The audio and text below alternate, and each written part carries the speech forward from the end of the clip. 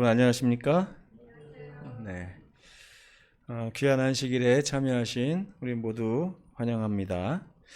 오늘은 송정 성경교실 네 번째 시간이고요.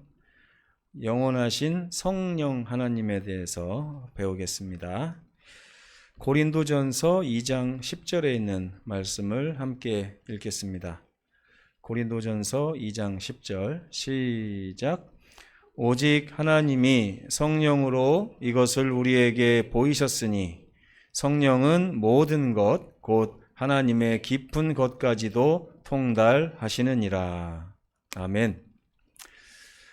오직 하나님이 성령으로 보이셨는데 성령은 어떤 분이냐?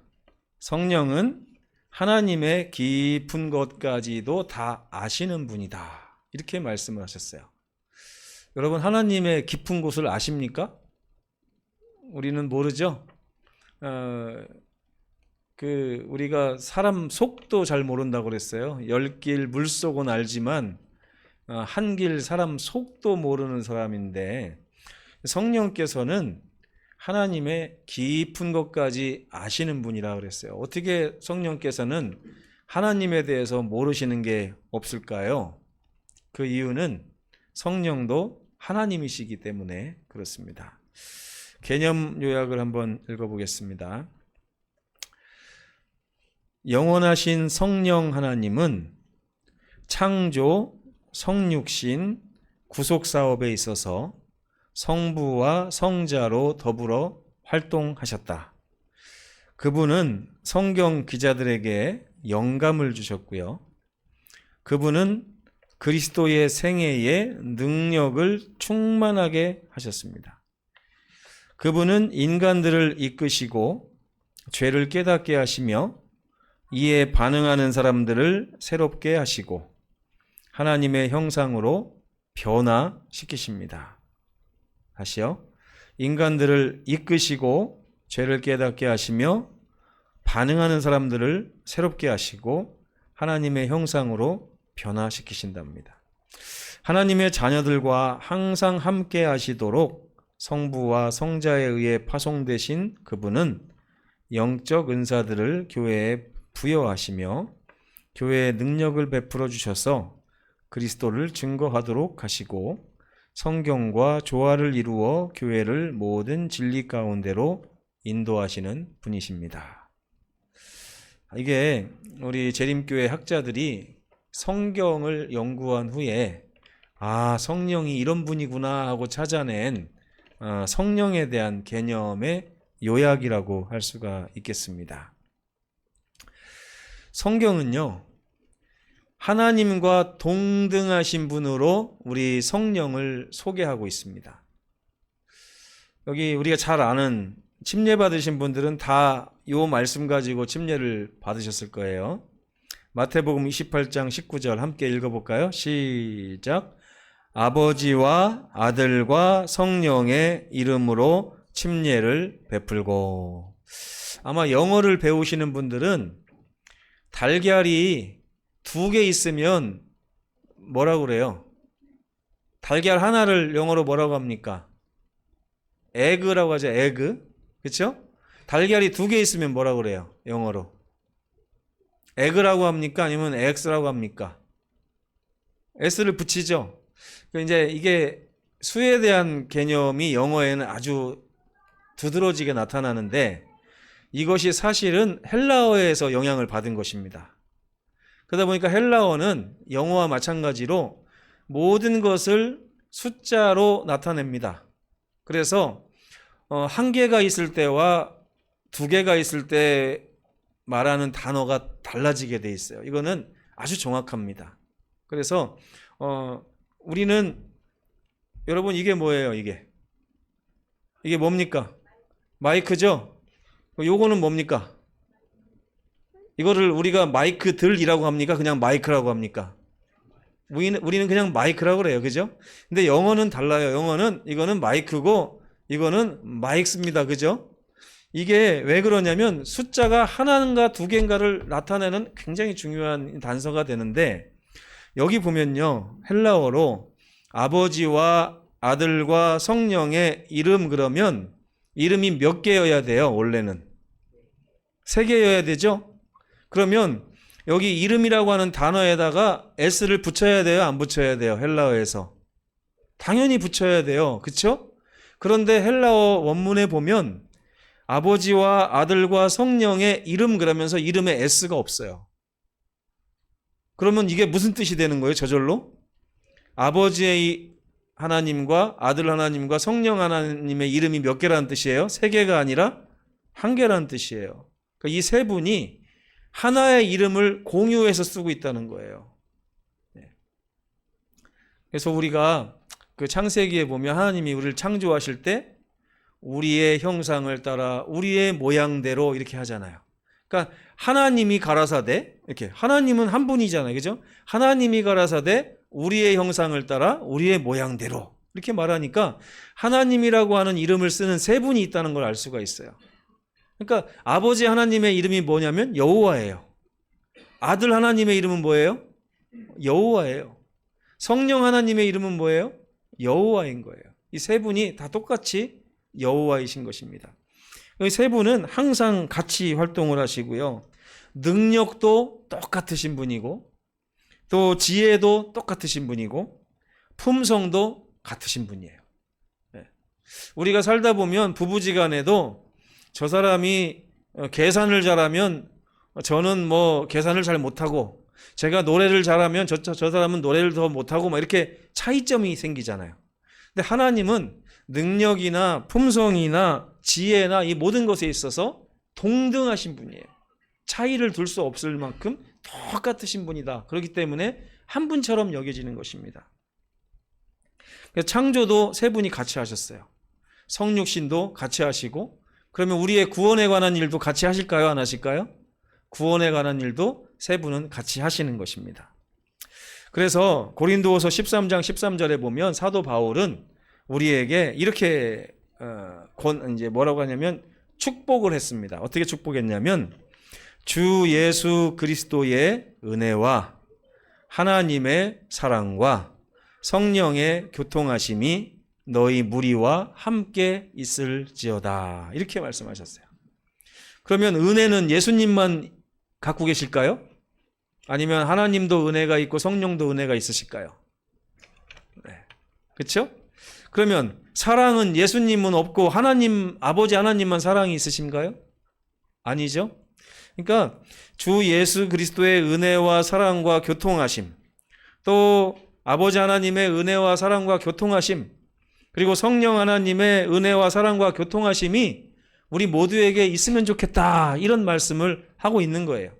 그러나 이 세상에서 성육신 하셔서 인간의 구원에 대해서 말씀하실 때에 예수님은 은혜를 베푸시는 역할을 맡으셨어요. 특별히 아버지는 사랑을 주시는 역할을 맡으셨습니다. 성령은 우리와 교통하시는 역할을 맡으신 거예요. 이렇게 역할을 나누셔서 우리를 사랑하시는 역할을 맡으신 하나님이신 것입니다. 성령은 하나님과 예수님과 마찬가지로 인격, 우리가 이해하기 쉽게 제가 인격이라고 써놨는 사실은 신격이죠. 신격. 성령은 어떤 기운이라고 얘기하는 분들이 많아요. 예수님의 호흡이 성령이다. 하나님의 입기운이 성령이다. 막 이렇게 이해하시는 학자들이 많이 있는데 그렇지 않습니다. 성경에 보면 창세기 6장 3절에 보면 사람들을 구원하기 위해서 성령이 막 노력하시는 장면이 나와요. 누가복음 12장에 보면 성령이 가르치시는 장면이 나와요. 요한복음 16장 8절에는 죄를 책망하시는 성령이 나옵니다. 지시하시거나 또 중보하시고 또 베드로전서에 보면 사람을 변화시키고 성화시키는 성령의 능력이 나옵니다. 베드로후서 1장 21절에 보면 영감을 주시는 성령 하나님의 이름이 나오는 것입니다. 성령은 아버지 하나님과 동등하시고 예수님과 동등하신 하나님이시라는 거예요. 성령이 하나님이면 하나님이 갖고 계신 하나님의 속성도 다 가지고 계셔야 될까요? 다 가지고 계셔야 돼요. 로마서에 보면 성령은 생명이신 분이다 그랬어요. 요한복음에 보면 진리를 가지고 계시다 그랬어요. 로마서에는 사랑을 가지고 계시고 에베소서 4장 30절에 보면 성령은 거룩하신 분이다 말씀하셨습니다. 고린도전서 12장 11절에는 전능하신 분, 또 요한복음 14장 16절에는 어디든지 계시는 분, 또 고린도전서 2장 10절에는 전지하신 분으로 나옵니다. 이게 다 누구의 특징이에요? 사람의 특징입니까? 하나님의 특징입니까? 성경을 연구해 보면 성령도 하나님과 동등하신 하나님이라는 사실을 우리가 발견할 수 있는 것입니다. 그렇다면 이 하나님께서 세 분 하나님이 동등하신데 우리의 구원에 있어서는 이 세 분이 역할을 분담하셨습니다. 역할을 할 줄 몰라서 그런 것이 아니라 역할을 분담하셔서 우리 죄인들을 더 잘 도우시기 위해서 이 역할을 분담하신 것입니다. 성령은 성경에 보면 로마서 8장 9절에 예수 그리스도의 영으로 소개를 하고 있습니다. 성령이 적어도 이 세상에서 우리 죄인들에 대해서 활동하실 때는 예수님의 사역에 속한 분으로 나오는 거예요. 이 얘기가 뭐예요? 성령이 예수님께 속하지 않으셔도 되는 분이에요. 동등하신 분이니까.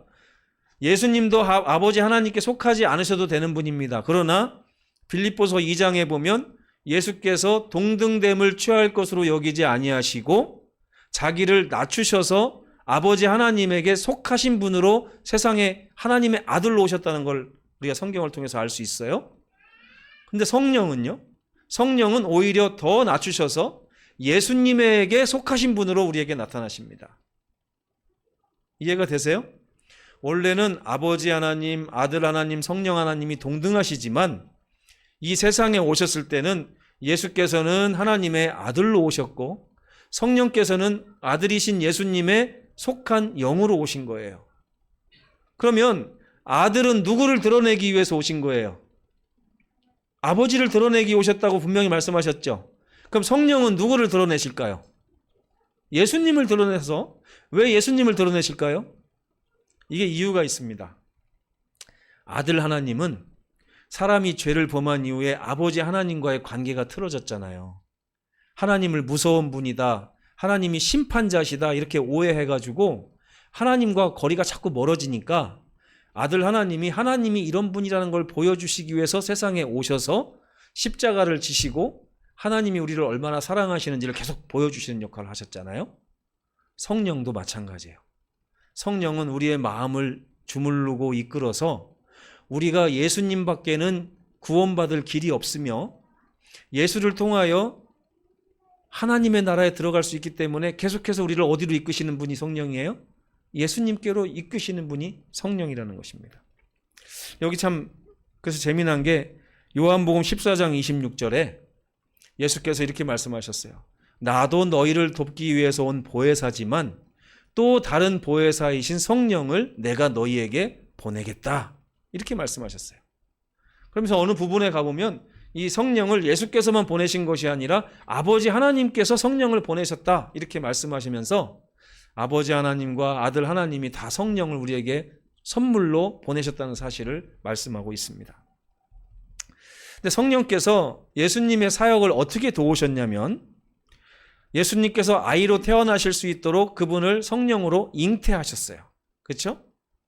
그러니까 예수님을 인간으로 새 생명으로 창조하셔서 태어나게 하신 분이 성령이십니다. 그분의 능력으로 그렇게 하신 거예요.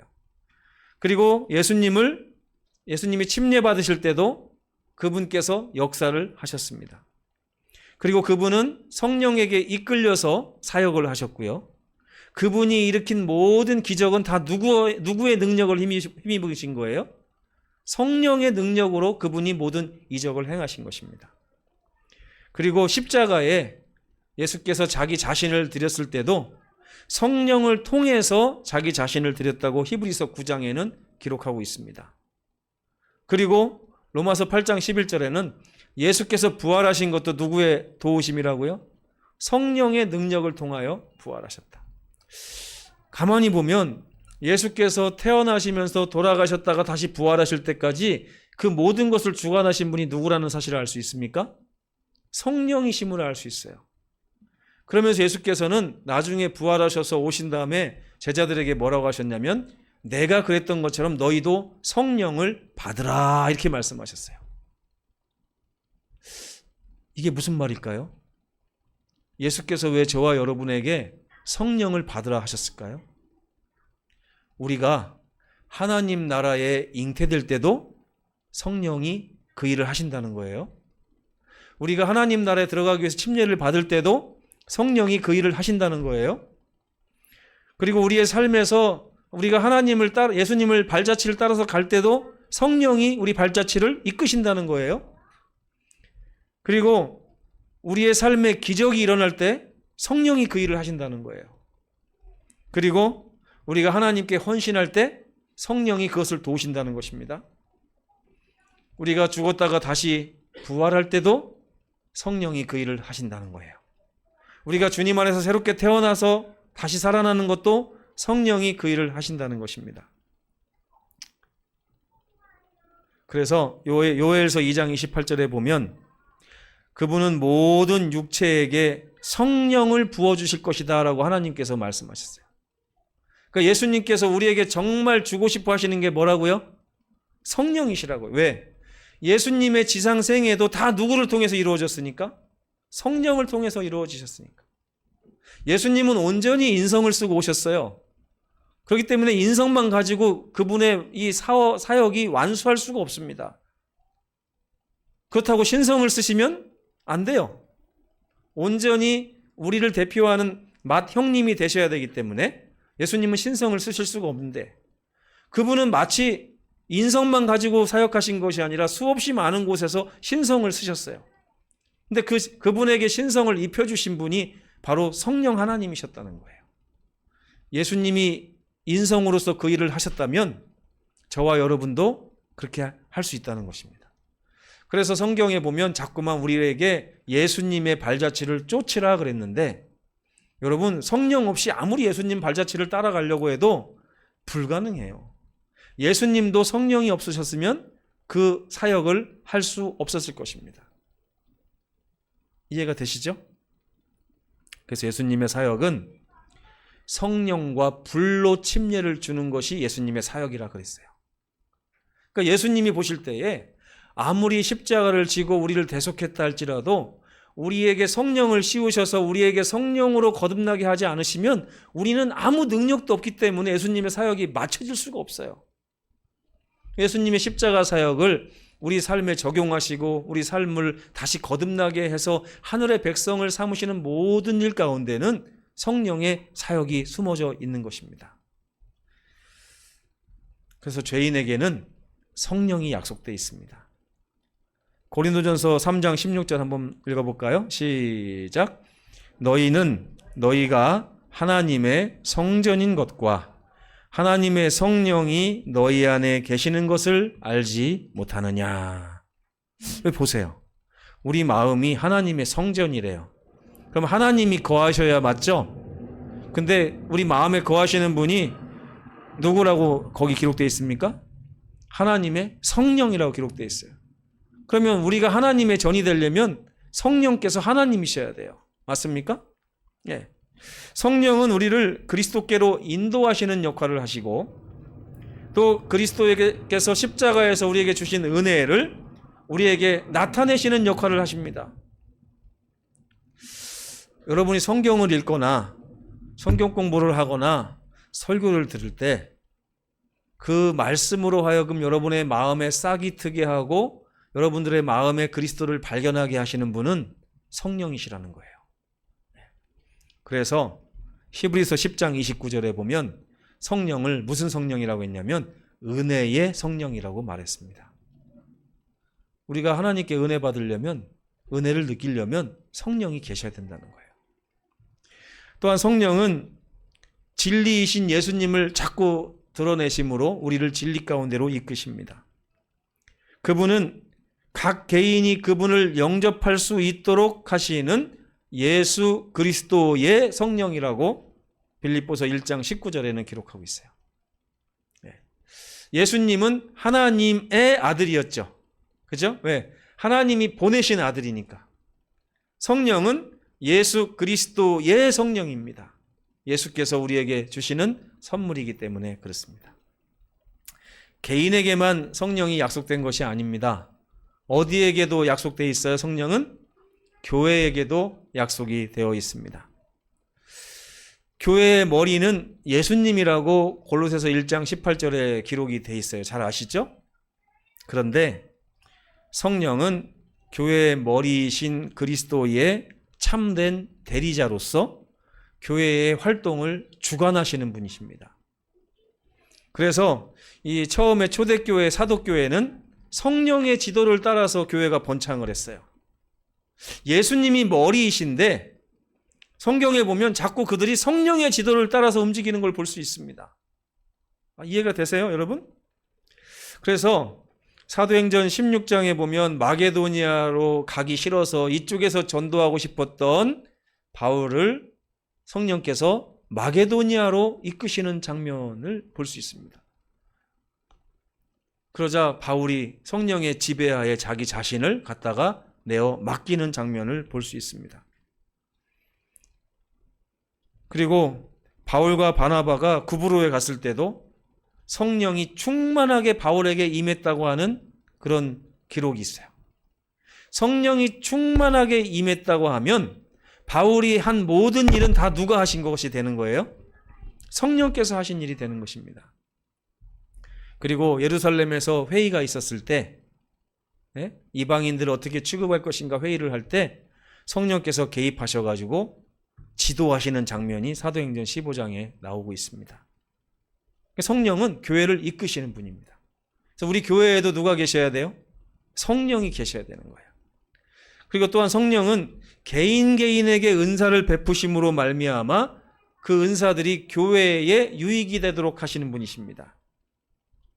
그리고 가장 중요한 것은 교회는 복음을 전파하기 위해서 이제 조직이 됐잖아요. 이 복음을 전파하는 데 있어서 능력을 주시는 분이 바로 성령이라고 성경은 기록하고 있어요. 한마디로 말하면 성령이 없이는 교회는 단 한 사람도 구원할 수 없다는 것입니다. 그래서 예수께서는 우리에게 이렇게 말씀하십니다. 성령의 충만함을 받으라. 이게 예수님의 소원이에요.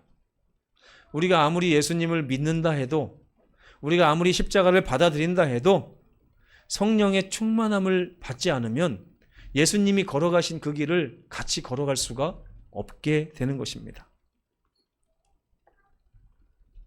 그래서 그리스도인들에게는 성령이 필수적입니다. 성령 없이 우리는 아무것도 할 수가 없고 우리 교회도 아무것도 할 수가 없습니다. 제가 목회를 하면서 왜 요즘에 이렇게 그리스도인들이 힘이 없을까? 왜 이렇게 교회들이 능력이 없을까? 이렇게 생각해 봤을 때 그 해답은 바로 성령이었어요. 근데 예수께서 뭐라고 하셨냐면 오직 성령이 너희에게 임하실 때에 너희가 능력을 받고 예루살렘과 온 유다와 사마리아와 땅끝까지 이르러서 비로소 내 증인이 될 수 있으니 어떻게 하라고 했어요? 가서 복음을 막 전하라고 했습니까? 아니면 성령을 받기까지는 대기하라 그러셨어요? 네? 대기하라 그러셨어요. 사도행전 1장 4절에 그 말씀이 나옵니다. 너희는 가서 다락방에 모여서 기도하면서 하나님께서 너희에게 주시겠다고 약속하신 그것을 기다려라. 이런 말씀이 나옵니다. 그래서 백성들이 예수님이 승천한 다음에 막 전도하러 다녔습니까? 아니면 다락방에서 기도하면서 기다렸습니까? 기도하면서 기다렸어요. 근데 오늘날 교회들이요, 기다리지 않고 막 나가서 전합니다. 저도 많이 그랬던 것 같아요. 제가 이번 이 교리를 공부하면서 이거는 공부인데 공부가 은혜가 될 수 있나? 이렇게 생각을 해봤거든요. 근데 이 성령 하나님의 역할을 생각해 볼 때 이것은 정말 공부가 아니라 하나님이 우리에게 주시는 기별이다 하는 생각이 들었습니다. 우리는 성령을 기다리는 걸 먼저 해야 될 것 같아요. 성령께서 우리 삶을 완전히 장악하시고 성령께서 우리 삶을 이끄실 때 나가서 능력 있게 전할 수 있다는 사실을 오늘 깨닫게 되는 것입니다.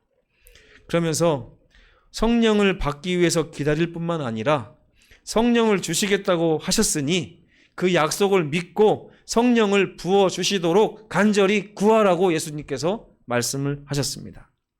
누가복음 11장 13절에 보면 너희 하늘 아버지께서 구하는 자에게 왜 성령을 주시지 않겠느냐? 주실 것이다. 우리가 성령을 받지 못하는 이유는 구하지 않기 때문이고요. 성령에게 내 자신의 삶을 온전히 내어 맡기기를 거절하기 때문에 그렇습니다.